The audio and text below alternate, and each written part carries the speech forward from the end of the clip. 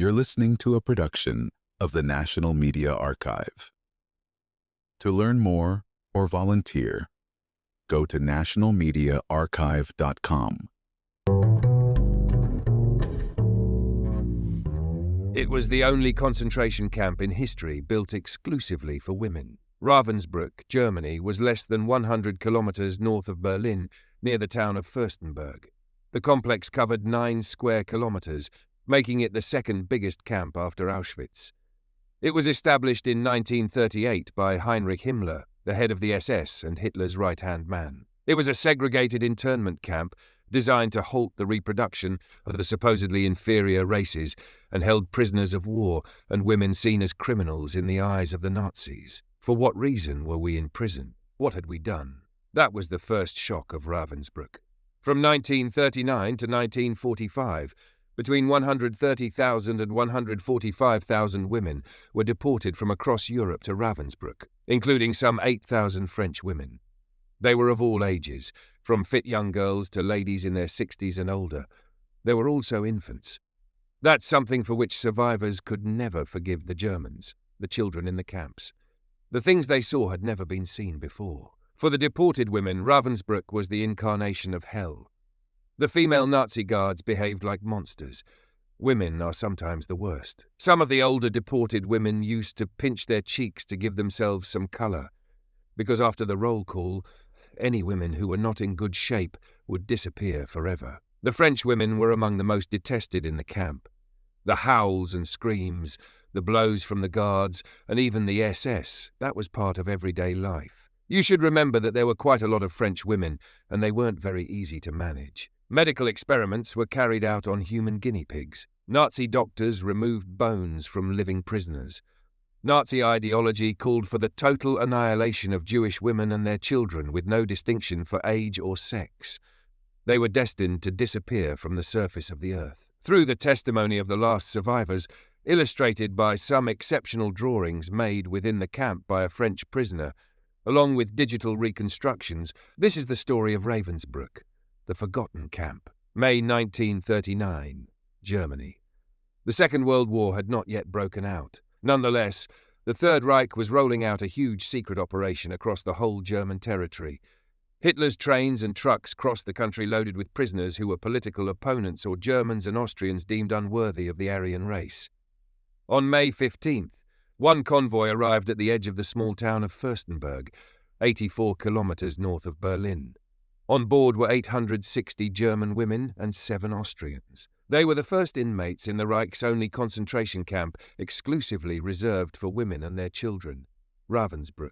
The brand new camp at the time comprised 16 dormitory shacks, 2 workshop blocks, the Kommandantura guard quarters, showers, kitchens, and the infirmary called the Revier. The 9 square kilometre site was ringed by a wall 4 metres high, topped with electrified barbed wire. As the roundups continued, the number of dormitory blocks doubled to 32. The Nazis also built a bunker containing 80 cells, 1 gas chamber, and a building to house 3 crematorium ovens. Today, the dormitory blocks in Ravensbrück have gone, destroyed by the Nazis and later by the Russians when they discovered the camp. Only a handful of buildings remain, the Bureau of the Commandant and the SS officers known as the Kommandantura, the crematorium ovens, and some textile factory buildings. Ravensbrück was based on the model of Dachau. For example, the layout of the shacks in a rectangle was exactly the same in both camps. The idea of Ravensbrück actually was developed by Himmler, and Himmler ultimately became the chief of all the concentration camps. Ravensbrück was his plan. The head of the SS, the police, and the Gestapo, Heinrich Himmler, was strongly attached to the idea of building a women's camp, and he himself chose the site at Ravensbrück. Now, why he chose that, nobody knows exactly, but he knew the area. Himmler knew that area. A lot of these SS officers used to love to go hunting. They used to love to go out from Berlin. They could get out from Berlin in a day, and this was a place with lots of open spaces. Himmler had built the camp in a location that was isolated and at the same time well connected, since it was close to Fürstenberg station and a highway that connected some major German cities. It was a strategic spot in the middle of the countryside, close to a peaceful lake, because Himmler had some very particular beliefs. It was his strange ideology and fantasies about rebirth of the German soul, the German land, the the German being in a purity. Hitler was convinced that by assembling these prisoners in the regenerative forests of the Reich, the Aryan race would be purified. Up until 1937, women had been less targeted by his policy. We're dealing with a society that imagines itself as virile. And so there's a very strong idea that women don't think and therefore do not represent any political danger, which explains why between 1933 and 1937, the Nazis didn't do anything much against women. But from 1937 on, the wind changed. The Nazis ruthlessly hunted down female political opponents and communists, and later Jewish and Roma women.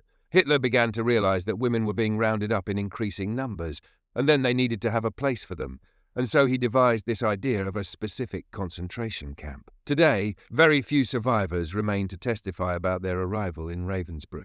When the train came to a halt, they all got off. They didn't know where they were. Immediately, the SS appeared, accompanied by their threatening dogs. The dogs were dressed in the same way. They had also grey uniforms on with the SS on it, and the guards were shouting. They walked through the huge gateway, which was very imposing, and all they saw were the rows of blocks. They were in a big assembly square where they collapsed with fatigue, especially thirst. Thirst is terrible. It's worse than hunger. It's worse than hunger. They saw two people come to water the part of the square which they weren't in, and none of them received so much as a teaspoon of water. They saw some very thin women file past, dragging themselves along with shovels on their backs. It was a terrible shock because they were in such a state. It made you wonder, who on earth are these women? Where are we? You never imagined you would become the same. These women must have done some appalling things to be treated in such a way. They looked awful.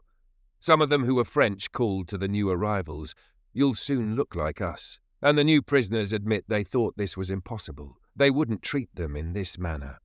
They couldn't imagine what was going to happen to them in the time that followed. Lily Lenel Rosenberg was French and just turned 11 when she arrived at Ravensbrück, so she had no idea what to expect. For what reason had they been sent to prison? What had they done? They had no idea. Lily arrived in Ravensbrück in 1943. The reason for her incarceration was her Jewish identity. José Salvado was French, deported at age 21, arrived in 1943.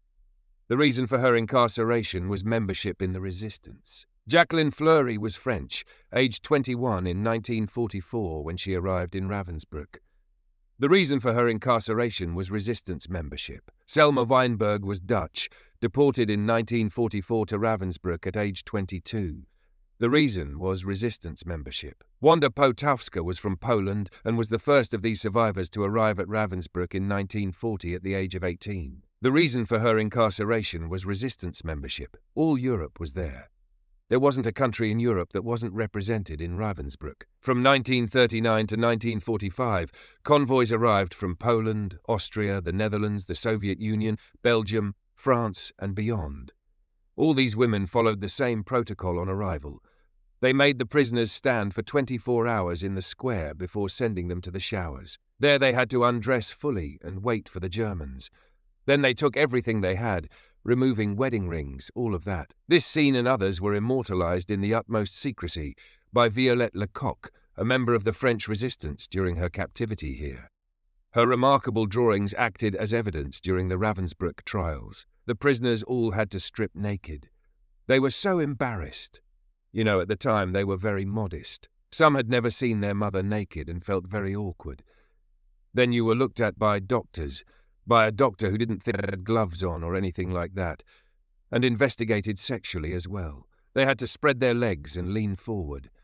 Then they shined a torch underneath them to check that they hadn't hidden any valuables like jewelry. Then they gave them what was the only possession of the deported, their bowl. The prisoners used to sleep with their bowls because if you lost it, you got no soup, and you would die much sooner. They threw a dress to each of them, which they put on. Names disappeared. One prisoner was no longer Marie-José Schombart. They called her 21,706. The deportees then spent a fortnight in quarantine before being put in the shacks. Each woman was identified by a piece of cloth, a yellow star for the Jewish women, a triangle for the rest. Those in the resistance were given red ones. They were turned into shocked pieces that the Nazis despised. How do you withstand such a situation? That was the first shock of being in Ravensbrück. The shock felt by the inmates as they were stripped of their identity was only the first of many. From the 3-floor building known as the Kommandantur, Max Koegel ruled the camp with an iron hand until 1942. Appointed by Heinrich Himmler, he was a fervent Nazi, a notorious anti-Semite and a cruel man. In the initial rules at the Ravensbrück concentration camp, there was nothing about prisoners being beaten. It was Max Koegel who in 1940, encouraged by Heinrich Himmler, asked that punishment beatings also be applied to women. Koegel realized there was no bunker. He didn't tolerate that. He persuaded Himmler that this was necessary. The bunker was always a place of absolute horror for all prisoners. The lower levels were the scenes of torture, of beatings, and they were held in solitary confinement in darkness with no food. To run the camp, Koegel had under his command some 50 SS troops and 55 female guards. These were prestige posts, well paid, for German women of modest background. They were known as the Black Crows. From the moment they put on their uniform, suddenly they were transformed. It took around 2 weeks for a new guard to become as brutal and as violent as the other guards. It was forbidden to look the Nazi guards in the eyes when they took the roll call. The prisoners had to have their head lowered. You quickly got used to being struck and slapped, blows to the head too. You know, women are sometimes the worst. Female violence remained more intensely scored in the prisoners' memories than the violence of the men, because it was unexpected. Whether French resistance members, Polish or German, or women deported for racial motives, for all, the first torture was the roll call. 4 times a day, the prisoners were counted in the central square covering 2 square kilometers. The first blast of the siren, which governed everything, was the wake-up at 3:20 in the morning. They would go and stand outside and stay still in this position. They weren't allowed to talk with the woman next to them. The number of prisoners counted had to correspond to the guards' list. For example, if a woman had escaped, the whole camp was left standing for hours until she was found. The women would wait here at 20 degrees below freezing in winter and in 30 degrees heat in summer. It was real torture. Survivors can still see some of the older deported women, those who were sickly, who would pinch and slap their cheeks during the roll call. To begin with, witnesses wondered what this gesture meant. They quickly realized they were doing this to put some color in their cheeks, because when roll call was over, any women who were not in good shape were taken aside, and they would disappear forever. Among the persecutors, 3 names have gone down in history. Johanna Langefeld, head guard until 1942, and the first head of the women's camp in Auschwitz, Maria Mandl, who took over from Johanna Langefeld at the women's section of Auschwitz, and Dorothea Binz, known as the Beautiful Beast, the last head guard of Ravensbrück. She took part in the mass killings that took place there. Binz was an extremely brutal woman who regularly struck people. One prisoner was once beaten to the ground simply because she put her hands in her sleeves when they were freezing.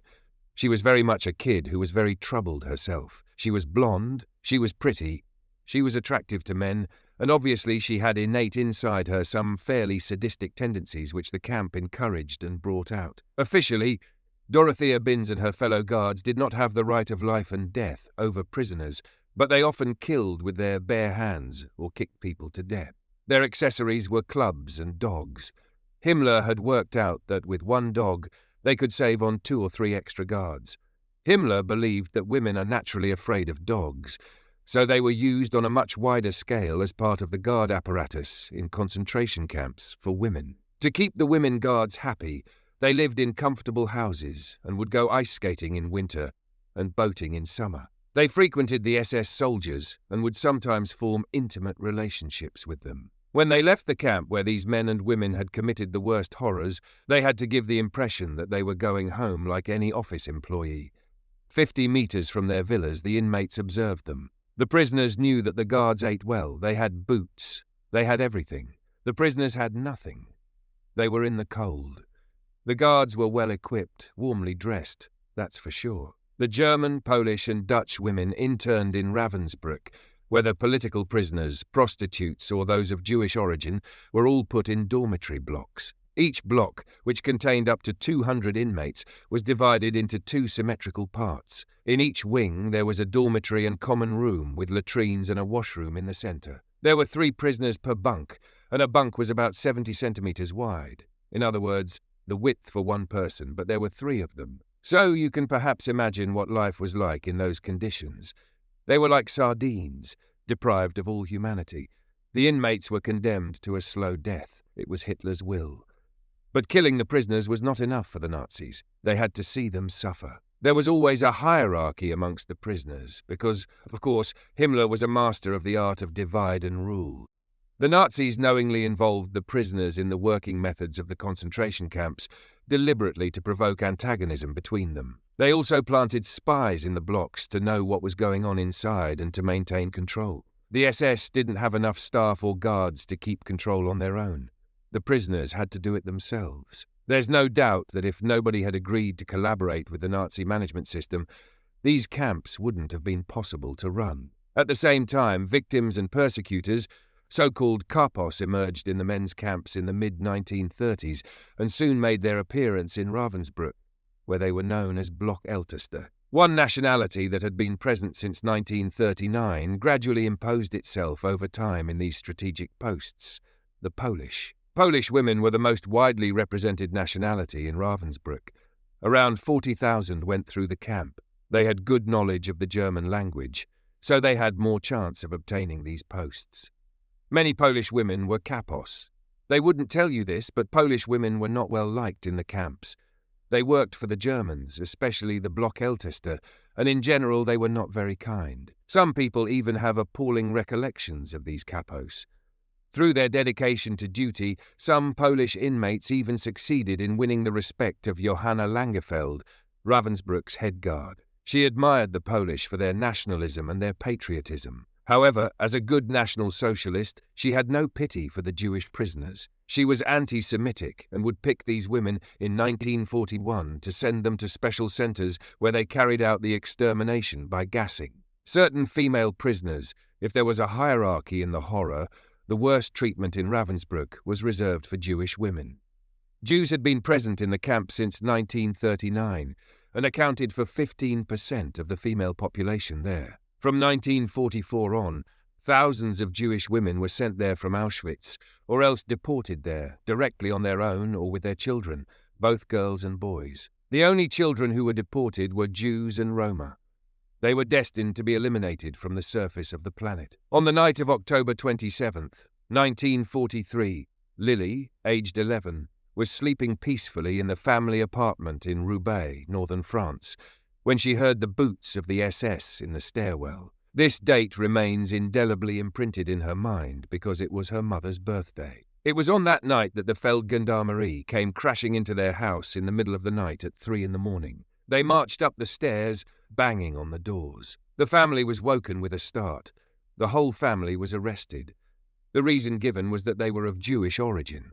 That was their crime. Lily was then sent to Germany with her mother and 2 brothers, aged 9 and 3. Her father was sent to Buchenwald, from where he never returned. In Ravensbrück, Lily met the same fate as thousands of other deported Jewish women. They were kept separate from the other prisoners. They were given less breaks from the slave labour. They were slurred by the guards.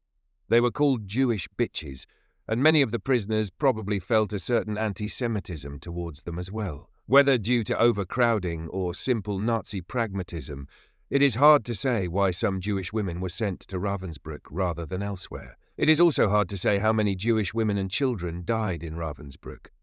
But one thing is sure. Even before the construction of a gas chamber at the camp, their chances of survival were much lower than any other group in the camp. The Nazis, according to their whim, would sometimes pluck a child from one block or another, and that child would never be seen again. Every evening when she returned from work, Lily's mother anxiously wondered, "Will I find my little children waiting for me?" A political prisoner was much better off, mind you. Many of them were killed or died just the same, but not as automatically as when you were Jewish. There was no question about not being sent to Auschwitz. Selma Weinberg was 22 when she was deported to Ravensbrück, a member of the resistance. She hid her Jewish identity until the liberation, as did Denise Vernay, the sister of Simone Weil. Selma was afraid of that all the time. She pushed her real identity away as much as possible. She was scared that she was going to talk in her sleep. She was scared all the time about that. The Jewish were always singled out for worse treatment than the rest of the prisoners, and this went right till the very end. And yet, Amidst the nightmare of the Jewish women's block, there were rare moments of happiness. There was a Polish lady who was amazing, and when then there weren't too many SS around, she gathered them together and told them to sing something. For those few minutes when they were singing, they thought they had already left the camp and were perhaps at home. They were exceptional moments. The children would sing, "Come quick and save us from here, I beg you. If you don't come, we will all be done for. Do not forget us." As the population in Ravensbrück continued to grow, numbering more than 20,000 prisoners, Germany was making territorial gains in an ever more brutal war. Wehrmacht tanks entered France. The French capitulated. Paris was declared an open city. Soon after, women began joining the resistance. Among them was Jacqueline Fleury, who was 17 at the time. Jacqueline came from a family who objected strongly to the occupation. The whole family became active in the resistance movement. Jacqueline joined the Defense of France group. One of her missions was to carry the movement's clandestine newspaper from Paris to Versailles. Seeing the swastika flying over the Château de Versailles was unacceptable for them. Totally unacceptable. And without any need for discussion, they thought they had to do something against this occupying force. At the end of June 1944, she was arrested in her home by the Gestapo after 4 years of resistance activity. Only her brother managed to escape. Her father, mother, and she were arrested in late June of 1944 and taken to prison. They were taken there in a black Citroën, which she thinks was familiar to all resistance members who were arrested. From prison, Jacqueline was sent to Ravensbrück, the most frequent destination for those deported from occupied France under repressive measures. Among the French resistance members in the women's camp, along with Jacqueline, some became well-known figures like the ethnologist Germaine Tillion, Geneviève de Gaulle, the general's niece, and Denise Vernet, the sister of Simone Weil. But this was only part of the picture. You had sort of French aristocrats, you had countesses mixed up with kind of French prostitutes, with French lawyers, with all sorts. They were all mixed up. The French women were among the most hated in the camp, despised by the Slavic inmates who found them too precious. When the French women found out some Polish women were due to be shot, they would come to see them and say, "Give me your scarf, you won't be needing it now." The Slavs were physically tougher, and the French were physically very weak right from the start. They were much more delicate, so the French started dying very quickly. The French women who arrived in Ravensbrück later than the other nationalities were assigned the hardest tasks. This very quickly left its mark on them. They were soon just skin and bone since they hardly ate anything. You wither away very quickly. You unload coal wagons for 12 hours. You get home, you've got nothing to change into. You only have water, you've got nothing to wash with. You're in a terrible state of fatigue. And the next day you're woken at 4:30. You head off for another 12 hours of the same work. And when the road was finished, they tore it up to start again. Can you imagine living like that? Do you think that's enough? The Nazi guards also hated the French women and never appointed them as Blockältester. The howls, the screams, the blows from the guards, and even the SS, all that was part of everyday life. You should remember there were quite a lot of French women, and they weren't very easy to manage. The Germans also had a very firm idea about France and saw the French as hereditary enemies of Germany. The French women were not trustworthy. They often heard them say, "You French women, you're very poor workers." If they only knew how delighted the French were to hear that, then maybe they wouldn't have said it so often. But the French were very happy about that, because they were doing it deliberately, obviously. June 1941. Germany broke the German-Soviet pact and attacked Russia. To execute his plan, Hitler mobilized millions more soldiers. The Nazi war machine depended on the output of German industry more than ever. They had to produce more and more military equipment, ammunition, and this led to companies involved in war-related production to set up on an increasingly large scale as part of the concentration camp system. From 1942 onwards, companies such as IG Farben, Porsche, Blaupunkt and Opel began to rely on the concentration camp mechanism. Siemens moved into Ravensbrück. Its vast factory, made up of 16 workshop blocks, used the deported women as labour.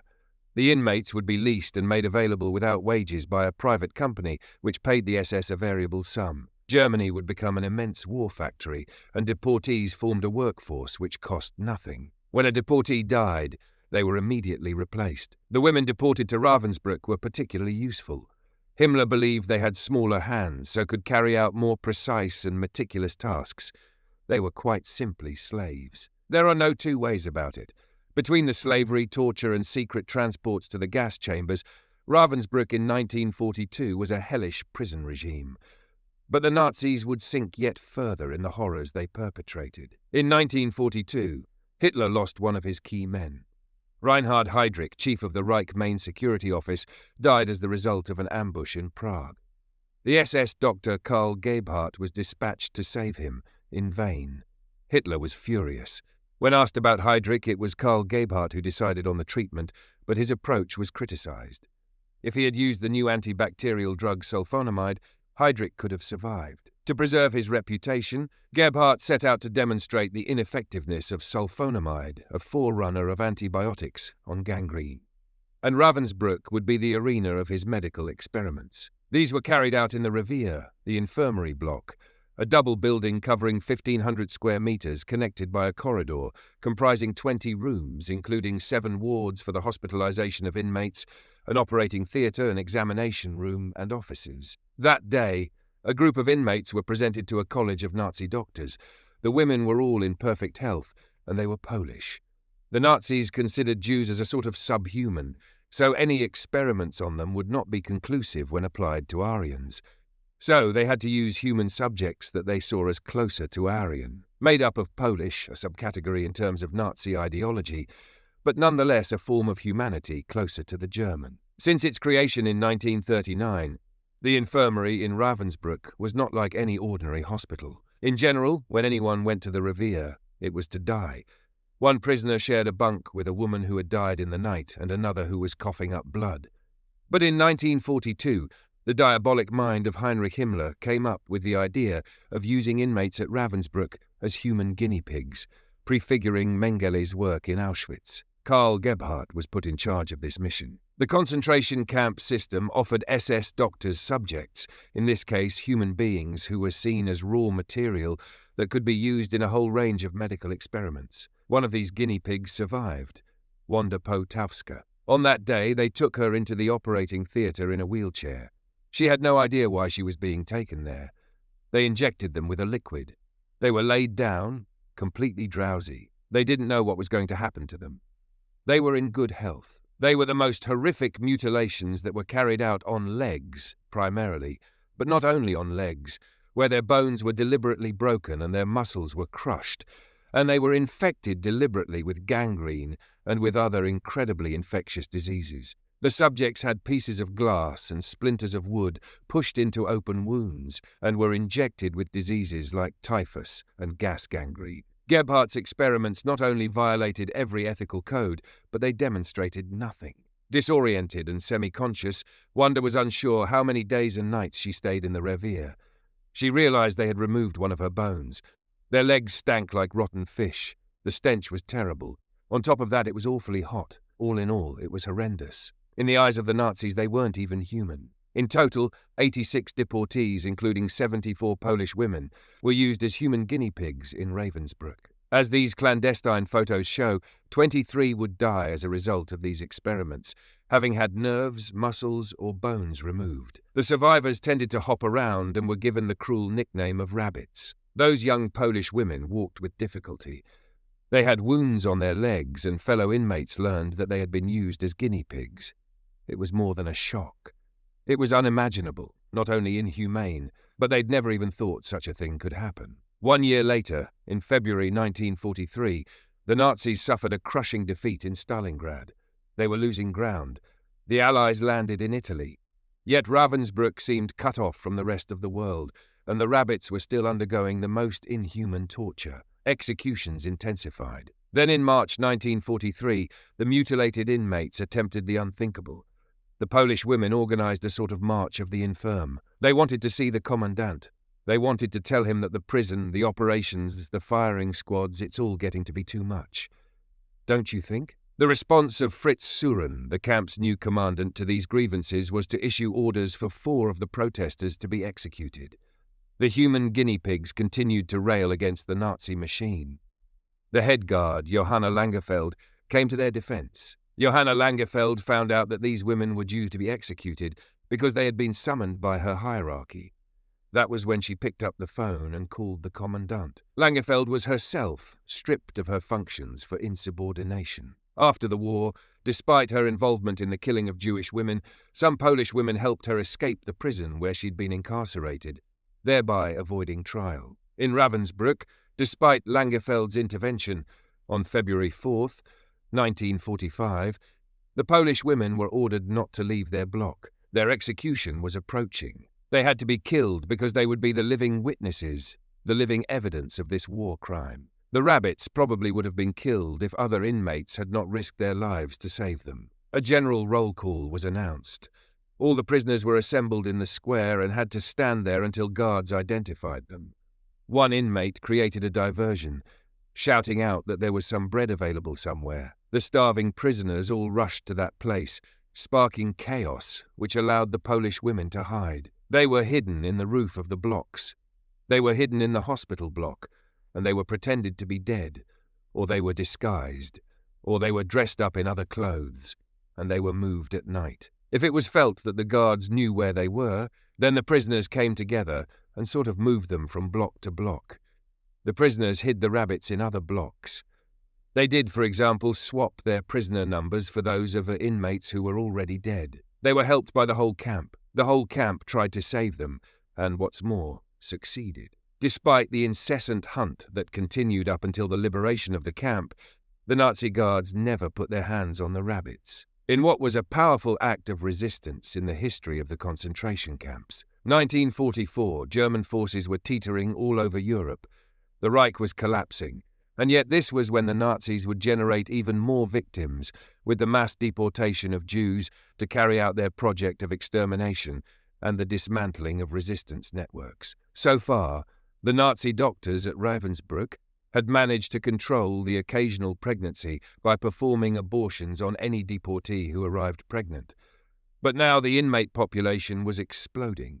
They simply couldn't carry out abortions at the rate that was necessary to stop babies being born in the camp. So this extraordinary idea was arrived at, which was that they would let the babies be born and then they'd let them die. Fritz Suhren started the Kinderzimmer, a ward for children, to which French resistance member Marie-José Chambart was assigned.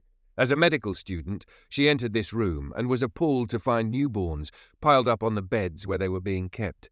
They looked like little old men. It was horrific. That was one thing for which she could never forgive the Germans, the children in the camps, the things they saw. The technique of starvation had already been tried by the Nazis in Ravensbrück. It was applied to babies and their mothers. The food was so appalling that the state of their bodies was just not producing any breast milk. So that's an added torture, that not only have you given birth to this baby, but you then can't feed the baby. So once again in Ravensbrück, an active resistance was organized. The deportees who still had any milk, often the Roma women who were more robust, breastfed babies other than their own. It was an act of desperation. In Ravensbrück, survivors saw comrades who died. There were executions. But for many the worst was the Kinderzimmer. With the advent of the Kinderzimmer in 1944, Ravensbrück had sunk to fresh depths of horror.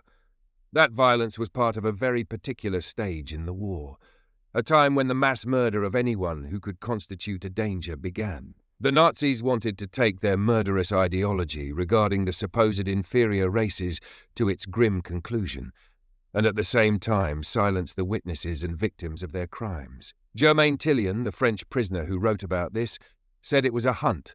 They were hunting them down like animals. And that's for the last days of Ravensbrück. In 1943, the Nazis had already built 3 crematorium ovens in Ravensbrück to burn the bodies of women killed by shooting or injection, or who simply died due to the conditions. To step up the pace of killing, the extermination now took place in the camp's gas chamber. Here, from the start of 1945, the Nazis packed in up to 180 people at a time. None of the inmates were ignorant of what was going on there. There were several ways of killing people. Of course, prisoners were dead scared to go to the doctor, because if you were going to be sent to the Revier, they might take you, inject you, and that's how people died and were taken to the crematorium. Mothers tried to shield their children from death. It was, sometimes present, But, you can hide it from a little child by pretending the person is asleep or saying they went to the hospital to be treated. So when a dead person was removed, the children didn't realize. The prisoners knew their fellow inmates. They knew their real names. And when they died, they would tell the survivors, "If you ever get back home, tell them how I died." At the time, many thought a lot about France because they thought they'd never see it again. Between January and April 1945, in just 3 months, nearly 6,000 women and children died in the gas chamber at Ravensbrück. June 6, 1944. While the Nazis continued the mass murder in Ravensbrück, the Allies landed in Normandy. But in the Reich's other territories, Poland, Austria, Germany itself, the liberation was still a long way off. When they heard about the D-Day landings, they said to themselves, "We're not going to spend another winter here." But unfortunately, there was lots of fighting. It took a lot longer than they had hoped. It was interminable. They had to hang on to the end.